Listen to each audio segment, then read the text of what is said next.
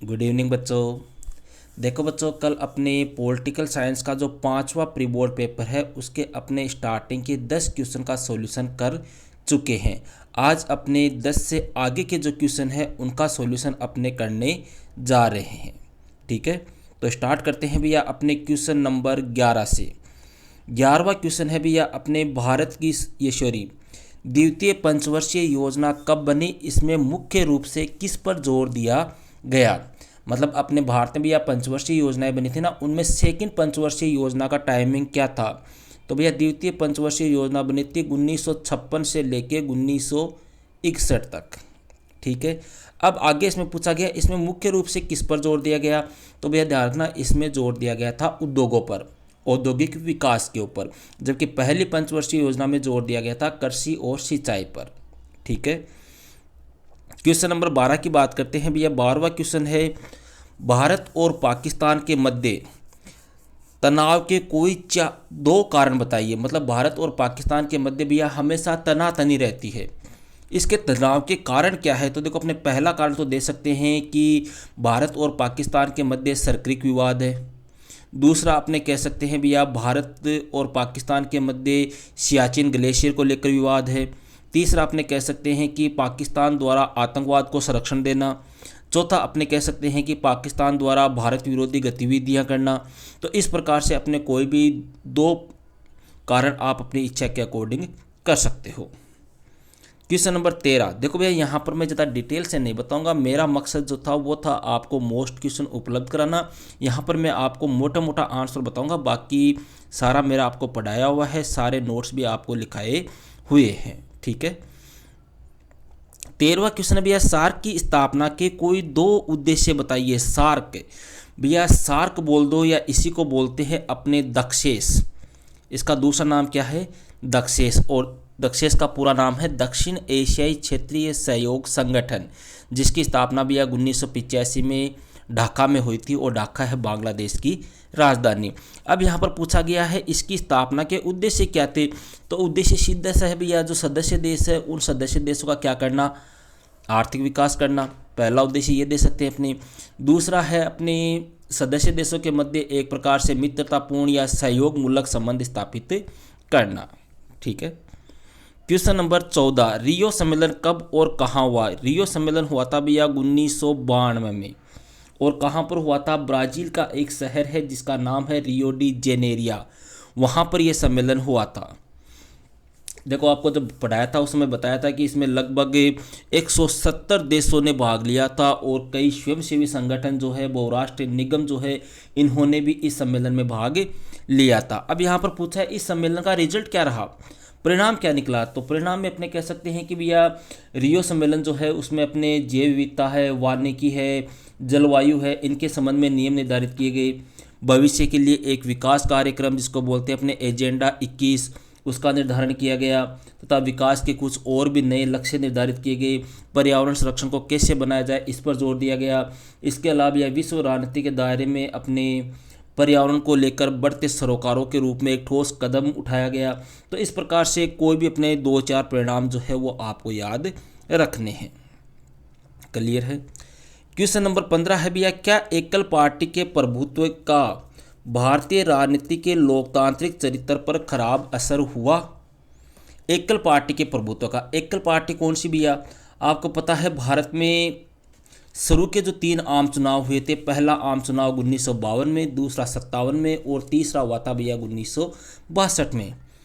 मतलब स्टार्टिंग में एक प्रकार से देखें तो 3-4 आम चुनाव में अपने एक ही पार्टी हमेशा विजय रही थी, एक ही पार्टी की सरकार बनी थी, और वो थी कांग्रेस, जिसकी स्थापना हुई थी 28 दिसंबर 1885 को बम्बई में। ठीक है, अब उसका भैया लोकतांत्रिक चरित्र पर क्या खराब असर हुआ क्या। तो अपने कह सकते हैं कि भैया लोकतांत्रिक चरित्र पर एकल पार्टी के प्रभुत्व का खराब असर हुआ।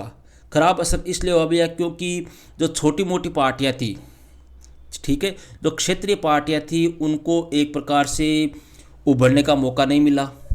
दूसरा, अब एक एक पार्टी का शासन होगा तो उससे क्या होगा, एक प्रकार से प्रशासन की जो कार्य कुशलता होगी उसमें कमी आएगी। अगला कह सकते हैं इससे भ्रष्टाचार में वृद्धि हुई। अगला कह सकते हैं भैया इससे मजबूत विपक्ष नहीं बन सका। या फिर इसके अलावा कह सकते हैं अपने कि जो क्षेत्रीय जो आकांक्षाएं थी वो क्षेत्रीय आकांक्षाएं पूरी नहीं हो सकी। इसके अलावा यह अन्य विचारधारात्मक गठबंधन और पार्टियां जो है वो उभर कर सामने नहीं आ सकी। तो इस प्रकार से अपने कह सकते हैं कि एकल पार्टी के प्रभुत्व से भारतीय राजनीति के चरित्र पर खराब असर हुआ या नेगेटिव प्रभाव पड़ा। सीधी सी बात, अभी अगर एक पार्टी का शासन होगा तो वह मनमानी तो करेगा ही अपनी, मतलब उसको कोई हराने वाला नहीं है, वही हर बार जीत रहा है, तो उससे क्या होगा, उसकी मनमानी, भ्रष्टाचार होगा, अन्य को मौका नहीं मिलेगा। मतदाता जो है वो भी मजबूरी में उसी को क्या देंगे, एक पार्टी को वोट देंगे, क्योंकि कोई दूसरी पार्टी उभर कर सामने नहीं आ रही है। तो इससे लोकतांत्रिक चरित्र पर खराब असर पड़ता है। क्वेश्चन नंबर 17 की बात करते हैं भैया। 17वां क्वेश्चन है, 1970 के दशक में इंदिरा गांधी सरकार किन कारणों से लोकप्रिय हुई। 1970 के दशक में भैया ऐसे कौन से कारण हुए थे जिनकी वजह से इंदिरा फेमस हो गई थी। तो सबसे पहला कारण तो अपने दे सकते हैं कि इंदिरा का चमत्कारिक नेतृत्व है, मतलब काफ़ी नॉलेज था इंदिरा में, नेतृत्व क्षमता जो थी उसकी बड़ी गजब की थी। इसके अलावा यह इंदिरा के द्वारा किया गया बैंकों का राष्ट्रीयकरण, प्रीविपक्ष की समाप्ति, और अपने 1969 में जो राष्ट्रपति पद के लिए चुनाव हुए थे उनमें एक गरीब मजदूर नेता वीवी गिरी को समर्थन देना। इसके अलावा यह सिंडिकेट के प्रभाव से कांग्रेस को मुक्त कराना। इसके अलावा गरीबी हटाओ का नारा। ऐसे कई कारणों की वजह से 1970 के दशक में इंदिरा गांधी की सरकार जो है वो लोकप्रिय हुई।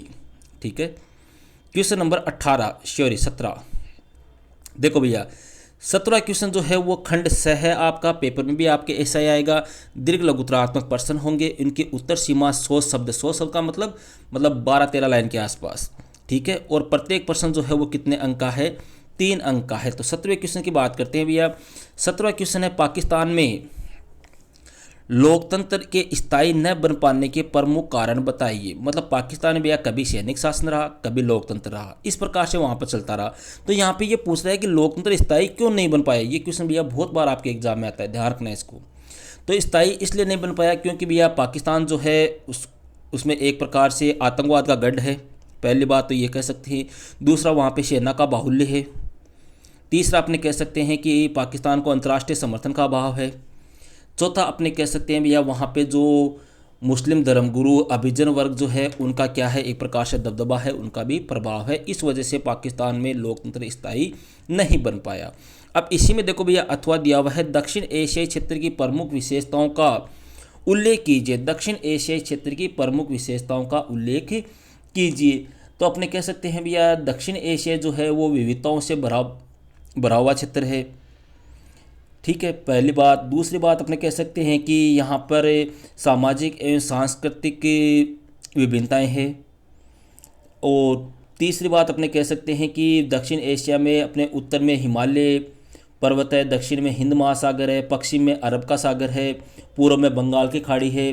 तो इस प्रकार से एक प्राकृतिक क्षेत्र के रूप में भी अपने को दिखाई देता है। इसके अलावा कह सकते हैं कि भैया दक्षिण एशिया जो है उसमें सद्भाव, शत्रुता, आशा, निराशा, इस प्रकार के भी एक प्रकार के क्या है आपसी संबंध कायम है। समझ गए।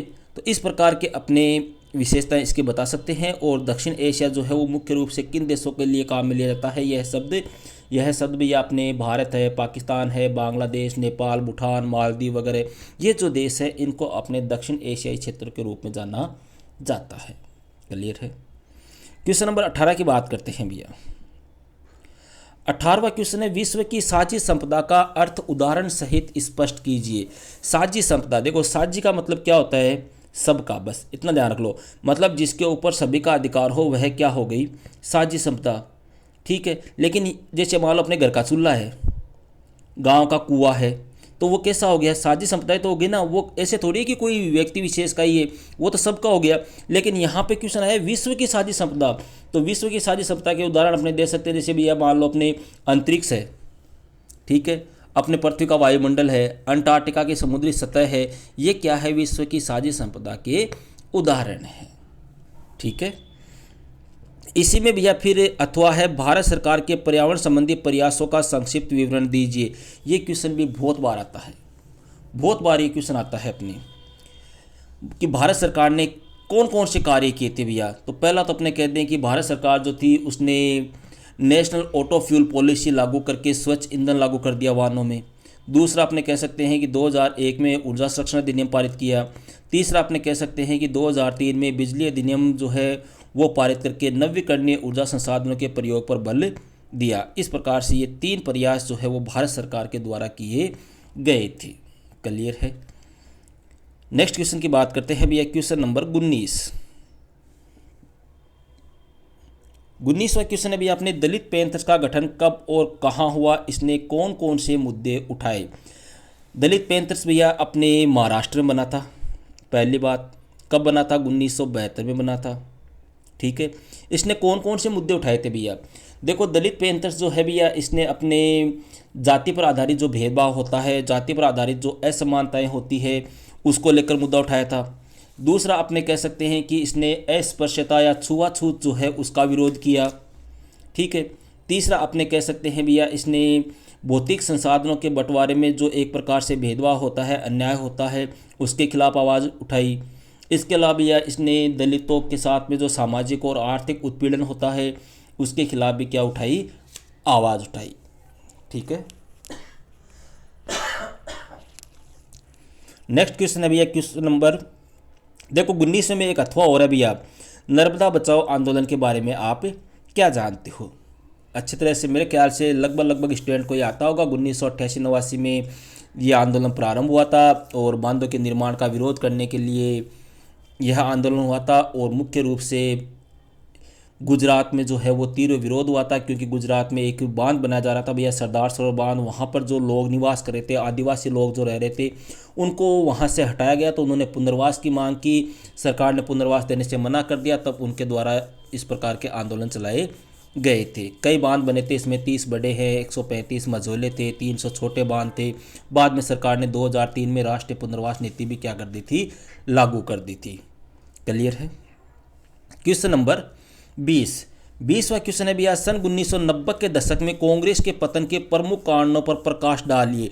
1990 के दशक में, 1990 का दशक का मतलब अपने लास्ट का चैप्टर का ये क्वेश्चन है भैया, जो 5 परिवर्तन आए थे। पहला कौन था अपने, कांग्रेस के प्रभुत्व में कमी या कांग्रेस की हार। दूसरा, अपने बाबरी मस्जिद का विध्वंस। तीसरा, अपने मंडल आयोग। चौथा, अपने राजीव गांधी की मृत्यु। पांचवा, अपने आर्थिक नीतियों में सुधार या बदलाव। इनकी वजह से भैया कांग्रेस का क्या हुआ, एक प्रकार से पतन हुआ। ठीक है। इसी में भैया अथवा दिया हुआ है, मंडल आयोग का विस्तार से वर्णन कीजिए। मंडल आयोग, जिसको भैया आपने दूसरा पिछड़ा वर्ग आयोग भी कहते हैं, बीपी मंडल इसके अध्यक्ष थे। 1978 में इसका गठन हुआ था और 1980 में इसने अपनी रिपोर्ट पेश की थी। इसने कहा था कि अन्य पिछड़ा वर्ग की जो कुछ जातियां हैं उनको आरक्षण दिया जाए, शैक्षिक क्षेत्र में इनको 27% क्या दिया जाए, आरक्षण दिया जाए। फिर ये मामला कोर्ट में चला गया था, आराम से आपको लिखाया हुआ है। मेरे ख्याल से इसमें किसी प्रकार की किसी स्टूडेंट के कोई दिक्कत नहीं होनी चाहिए। नेक्स्ट क्वेश्चन की बात करते हैं भैया, क्वेश्चन नंबर 21वां क्वेश्चन है भैया अपने, हालांकि संयुक्त राष्ट्र संघ युद्ध और उससे उत्पन्न विवादों को रोकने में नाकामयाब रहा है, लेकिन विभिन्न देश अब भी इसे बनाए रखना चाहते हैं। संयुक्त राष्ट्र संघ को एक अपरिहार्य संगठन मानने के क्या कारण है। तो देखो भैया, संयुक्त राष्ट्र संघ जो है इसकी स्थापना तो आपको पता ही है 24 अक्टूबर 1945 को हुई थी। ठीक है। अब देखो ये नाकामयाब तो रहा है, लेकिन फिर भी इसको एक अपरिहार्य संगठन माना जाता है। क्यों? क्योंकि संयुक्त राष्ट्र संघ को भैया बनाए रखना जो है वो एक प्रकार से आवश्यक है। आवश्यक इसलिए है क्योंकि भैया देखो, संयुक्त राष्ट्र संघ जो है संयुक्त राज्य अमेरिका और विश्व के अन्य देशों के बीच जो मैटर होते हैं, जो भी मामले होते हैं, उन पर बातचीत करवा सकता है। इसके माध्यम से छोटे और निर्बल देश जो है वो अमेरिका से एक प्रकार से वार्तालाप कर सकते हैं। अगर संयुक्त राष्ट्र संघ नहीं हो तो छोटे देश जो है वो अमेरिका से वार्तालाप नहीं कर सकते, क्योंकि अमेरिका काफ़ी पावरफुल देश है। लेकिन यूएनओ के माध्यम से कर सकते हैं। क्यों? क्योंकि यूएनओ के वो सदस्य देश होते हैं। ठीक है। इसके अलावा अपने कह सकते हैं कि संयुक्त राष्ट्र संघ अंतर्राष्ट्रीय मुद्रा कोष और विश्व बैंक से जो पिछड़े और गरीब राष्ट्र होता है उनको ऋण उपलब्ध कराते हैं, आपातकाल में उनको सहायता दिलाते हैं। ठीक है। इसलिए संयुक्त राष्ट्र संघ का होना आवश्यक है।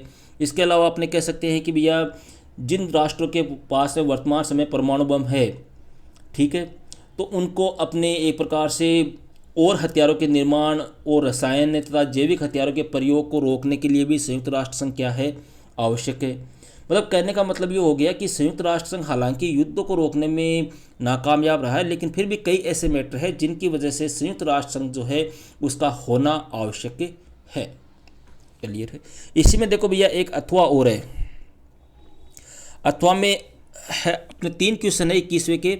ध्यान रखना, ऐसा का ऐसा ही आपके बोर्ड एग्जाम में पेपर आएगा। 21वें प्रश्न में आपको 3 मिलेंगे कि संयुक्त राष्ट्र की स्थापना कब हुई। 1991 के बाद संयुक्त राष्ट्र के कामकाज में क्या बदलाव आए, बताइए। तो भैया संयुक्त राष्ट्र की स्थापना कब हुई थी, ये सबको पता है अपने को।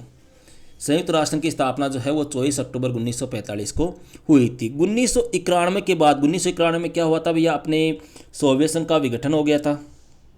ठीक है, अब सोवियत संघ के विघटन के बाद में क्या परिणाम आए भैया, सोवियत संघ के विघटन के बाद में इसके कामकाज में क्या परिवर्तन आए, वो अपने को बताना है।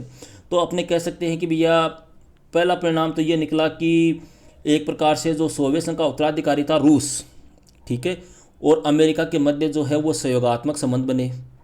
दूसरा अपने कह सकते हैं कि सोवियत संघ के विघटन के पश्चात विश्व एक ध्रुवीय हो गया, जिसमें एक ध्रुव में मेन जो था वो कौन था, अपने अमेरिका था। तीसरा अपने कह सकते हैं कि एशिया की अर्थव्यवस्था जो है वो बढ़ने लगी। चौथा कह सकते हैं कि भारत भी जो है वो एक महाशक्ति के रूप में उभर कर सामने आ रहे हैं। पांचवा अपने कह सकते हैं कि चीन जो है वो एक बड़ी तीव्र महाशक्ति बना। ठीक है, इसके अलावा अपने कह सकते हैं कि भैया विश्व के समक्ष जो कुछ चुनौतियां हैं वो भी अपनी, ये तो चलो सही नहीं रहेगा। इसके अलावा जैसे मान लो अपने कि जो शीत युद्ध था वह शीत युद्ध क्या हो गया, समाप्त हो गया। क्यों? क्योंकि 25 दिसंबर 1991 को अपने विघटन हो गया था सोवियत संघ का। तो इस प्रकार से ये परिणाम जो है वो अपने सामने 1991 के बाद में निकल कर सामने आए। ठीक है, नेक्स्ट क्वेश्चन है भैया इसी में अथवा दिया हुआ है, संयुक्त राष्ट्र को अधिक प्रासंगिक बनाने के लिए हाल ही में क्या कदम उठाए गए हैं। मतलब संयुक्त राष्ट्र को और अधिक उपयोगी और अधिक उसको मजबूत बनाने के लिए क्या कदम उठाए गए। हाल ही का मतलब भैया 2015 की बात है। यहाँ पे 2015 में संयुक्त राष्ट्र की 70वीं वर्षगांठ हुई थी, उसके ऊपर कुछ कदम उठाए गए थे। जैसे पहला कदम था कि एक लोकतांत्रिक कोष का गठन करने का निर्णय लिया गया। ठीक है, मानवाधिकार संबंधी दशाओं में सुधार करने पर बल दिया गया। आतंकवाद की जो है वो कड़े शब्दों में निंदा की गई। आतंकवाद के खिलाफ कठोर कदम उठाने पर बल दिया गया। सहस्त्राब्दी विकास लक्ष्य, जिसको अपने मिलेनियम डेवलपमेंट गोल्स भी बोलते हैं, को प्राप्त करने पर जोर दिया गया। शांति संस्थापक आयोग के गठन पर बल दिया गया। ठीक है, और यदि कोई राष्ट्र मान लो अपने को खतरों से बचाने में असफल रहे तो संपूर्ण विश्व समुदाय जो है उसका उत्तरदायित्व ले, उसकी जिम्मेदारी करे, उसकी रक्षा करे। इस प्रकार की बातों पर क्या दिया गया, जोर दिया गया। तो 21वां क्वेश्चन हो गया। अपने बात करते हैं भैया क्वेश्चन नंबर 22 की। 22वां है अपने राज्य पुनर्गठन आयोग कब बना, इसके प्रमुख कार्य एवं सिफारिशों का उल्लेख कीजिए। राज्य पुनर्गठन आयोग, देखो भैया केंद्र सरकार ने राज्य पुनर्गठन आयोग का गठन किया था 1953 में। ठीक है, 1953 में इस टाइम पे अपने प्रधानमंत्री थे जवाहरलाल नेहरू। ठीक है, तो 1953 में केंद्र सरकार ने राज्य पुनर्गठन आयोग बनाया और 1956 में इसने कार्य करना प्रारंभ कर दिया। तो ये जो राज्य पुनर्गठन आयोग है भैया, इसके प्रमुख कार्य कौन कौन से हैं, यहाँ पे ये क्वेश्चन है अपने। ठीक है, तो इसका प्रमुख कार्य जो होता है वो होता है कि राज्य की जो सीमाएं होती है उनका सीमांकन करना, सीमाओं के बारे में गौर करना और अपनी रिपोर्ट जो है उसको क्या करना, पेश करना। अब यहाँ पर ये पूछा गया है कि इसकी सिफारिशें कौन कौन सी है। तो सिफारिश इसने भैया कई की थी। इसने 1956 में ये पारित हो गया था। पारित होने के बाद में इसने कहा कि 14 राज्य और 6 केंद्र शासित प्रदेश बनाए जाए। राज्यों का गठन जो है वो भाषाई आधार पर किया जाए। वित्तीयता प्रशासनिक विषयों की ओर उचित ध्यान दिया जाए। राज्यों का ये भाषाई और सांस्कृतिक की सजातीयता पर ध्यान दिया जाए। इस प्रकार की सिफारिशें जो है वो इसके द्वारा पेश की गई। इसी में अथवा है भैया स्वतंत्रता के समय भारत के समक्ष कौन कौन सी 3 चुनौतियाँ आई। ये क्वेश्चन भैया इस बार भी आप एग्जाम में मान के ही चलना। 3 चुनौतियाँ आपको पता है। पहली चुनौती थी अपने लोगों को एकता के सूत्र में बांधने की, दूसरी थी लोकतंत्र कायम करने की चुनौती और तीसरी थी देश का आर्थिक विकास करने की चुनौती। ठीक है, क्वेश्चन नंबर 23 की बात करते हैं भैया। 23वां क्वेश्चन है 1971 के आम चुनाव में कांग्रेस की पुनर्स्थापना। ये क्वेश्चन भी काफ़ी मोस्ट है भैया। पुनर्स्थापना के प्रमुख कारणों पर प्रकाश डालिए। यह सीधे भाषा में कह दो कि 1971 में कांग्रेस की विजय क्यों हुई, इंदिरा की विजय क्यों हुई। तो भैया विजय के कई कारण हैं। इंदिरा गांधी का चमत्कारिक नेतृत्व है, इंदिरा गांधी की समाजवादी नीतियाँ, गरीबी हटाओ का नारा। इसके अलावा भैया इंदिरा के पास एक निश्चित एजेंडा और कार्यक्रम का होना, जबकि जो विपक्षी पार्टियां थी अपने गाइडलाइंस वगैरह जो थे उनके पास में किसी प्रकार का कोई कार्यक्रम, किसी प्रकार की कोई रूपरेखा नहीं थी। ठीक है, अब इसी में भैया आपके अथवा दिया है, निम्न में से कोई 4 पर टिप्पणी लिखिए। भैया टिप्पणियाँ लिखनी है आपको। पहला है आपके प्रीविपर्स। प्रीविपर्स क्या होता है? देखो भैया, जब अपने देश आज़ाद हुआ था, आज़ादी के समय अपने यहाँ पर कुछ रजवाड़े थे, कुछ रियासतें थी जहाँ पर राजाओं का शासन था, ठीक है। तो अब उन भारत का एकीकरण करने के लिए उन राजाओं को ये कहा गया कि आप जो है वो भारतीय संघ में शामिल हो जाओ। आप जो है वो अपनी संपत्ति में से कुछ हिस्सा निजी संपत्ति के रूप में रख सकते हो। इसके अलावा भारत सरकार के द्वारा भी आपको विशेष सुविधाएं, वेतन भत्ते वगैरह कुछ विशेषाधिकार दिए जाएंगे। उसी को कहते हैं भैया प्रीविपर्स। लेकिन बाद में इंदिरा गांधी जो थी उसने 1967 में इसको समाप्त करने का प्रयास भी किया था, लेकिन उस समय ये समाप्त नहीं कर सकी। फिर 1971 में जो इंदिरा जो है वो बहुमत के साथ में जब विजय हुई तो इंदिरा गांधी ने 1971 में प्रीविपर्स की क्या कर दी? समाप्ति कर दी। सेकंड है भैया इसी में गैर कांग्रेसवाद।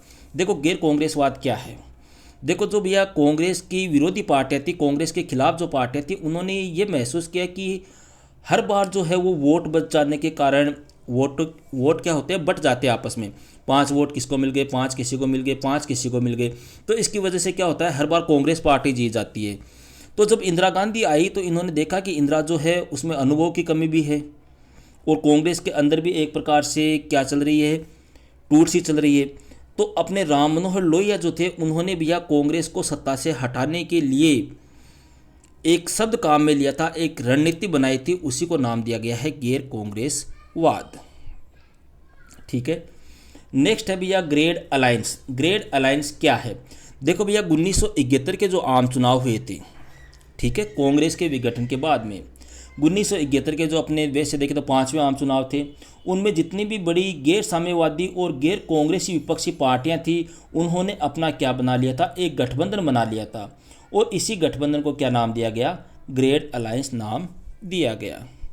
इसके बाद में है भैया जय जवान जय किसान। ये नारा दिया था भैया अपने लाल बहादुर शास्त्री ने, जो अपने भारत के प्रधानमंत्री रहे थे 1964 से लेके 1966 तक। अब देखो भैया ये जब प्रधानमंत्री बने थे उस समय एक देश में अकाल पड़ रहा था, खाद्यान्न का संकट खड़ा हुआ था और 1965 में पाकिस्तान के साथ में युद्ध हो गया। तब इन्होंने कहा था कि अपने देश की रक्षा जो है वो 2 ही व्यक्तियों पर निर्भर है, देश के अंदर किसान और सीमा के ऊपर जवान। और उन्होंने नारा दिया था जय जवान जय किसान। क्यों? क्योंकि ये जो दोनों ही चुनौतियां थी, उन चुनौतियों से लड़ने का कार्य जो था वो किसका था? सीमा के ऊपर जवान का था, देश के अंदर किसान का था। इससे बाद में है भैया गरीबी हटाओ। गरीबी हटाओ भैया ये क्या है? एक नारा था जो 1971 के अंदर इंदिरा गांधी सरकार जो थी या इंदिरा गांधी जो थी उसके द्वारा दिया गया था, ठीक है। गरीबों को एक प्रकार से गरीबी को दूर करने के लिए, गरीबी को हटाने के लिए इंदिरा गांधी के द्वारा इस प्रकार का नारा दिया गया। और ख़ास तौर से जो भूमिहीन किसान है, दलित है, आदिवासी है, अल्पसंख्यक वगैरह है, महिला है, बेरोजगार नौजवान है, उनको अपने बीच में या उनका समर्थन प्राप्त करने के लिए ये नारा दिया गया था। इसके बाद है भैया दल बदल। दल बदल क्या होता है? आप सबको पता है दल बदल। दल बदल का मतलब हो गया भैया कि जब कोई भी नेता किसी पार्टी के चुनाव चिन्ह को लेकर एक प्रकार से चुनाव में खड़ा होता है और फिर चुनाव जीत जाता है। चुनाव जीतने के बाद में भैया उस पार्टी को छोड़कर किसी दूसरी पार्टी में शामिल हो जाता है। समझ रहे हो? मतलब जिस पार्टी से चुनाव जीता है उस पार्टी को छोड़कर किसी दूसरी पार्टी में शामिल हो जाता है, उसी को कहते हैं अपने दल बदल। जैसे भैया अपने 1967 के आम चुनाव से यह दल बदल की प्रक्रिया प्रारंभ हुई थी। अपने हरियाणा के एक विधायक थे, उन्होंने कई पार्टियां जो है वो दल बदल, इसी के तहत कई पार्टियां बदली थी और तभी एक मुहावरा भी फेमस हो गया था, आया राम गया राम, ठीक है। हालांकि 52वें संविधान संशोधन 1985 के द्वारा दल बदल विरोधी कानून भी पारित किया गया है। नेक्स्ट है भैया इंदिरा बनाम सिंडिकेट। देखो इंदिरा कौन थी, सब जानते हो। सिंडिकेट क्या है भैया? सिंडिकेट देखो 1960 का जो दशक था भैया, उस समय कांग्रेस के भीतर एक प्रभावशाली और ताकतवर लोगों का समूह था जिसके द्वारा इंदिरा को पीएम बनाया गया था, लाल बहादुर शास्त्री को पीएम बनाया गया था। वही क्या था? सिंडिकेट था, ठीक है। अब ये जो नेता थे भैया, इनका कांग्रेस पार्टी पर क्या था? नियंत्रण था। और इंदिरा गांधी जो है वो इन्हीं की सहायता से क्या बनी थी? प्रधानमंत्री बनी थी। क्योंकि सिंडिकेट के नेताओं का मानना था कि इंदिरा उनकी सलाह मानेगी, जैसा हम कहेंगे वैसा इंदिरा करेगी। और हालांकि शुरू में इंदिरा ने ऐसा किया भी, लेकिन बाद में इंदिरा गांधी सरकार और पार्टी के भीतर एक प्रकार से सिंडिकेट जो है वो अपने को स्थापित करने लग गए। तब इंदिरा और सिंडिकेट के मध्य क्या हो गया, मतभेद हो गया, और धीरे धीरे इंदिरा ने सिंडिकेट को क्या कर दिया, साइड में कर दिया। और 1971 के आम चुनाव के बाद में सिंडिकेट क्या हो गई, प्रभावहीन हो गई, या एक प्रकार से उनका कोई महत्व नहीं रहा। ठीक है भैया, तो ये था अपने पॉलिटिकल साइंस का 5वां प्री बोर्ड। जो पूरा पेपर जो है वो आपके ब्लूप्रिंट के अकॉर्डिंग लिया गया है। सारे क्वेश्चन आपकी परीक्षा की दृष्टि से काफ़ी महत्वपूर्ण है, अतः इन क्वेश्चनों को आप ज़रूर से तैयार करें। ओके भैया, तो मिलते हैं नेक्स्ट वीडियो में नेक्स्ट टॉपिक के साथ। That's all.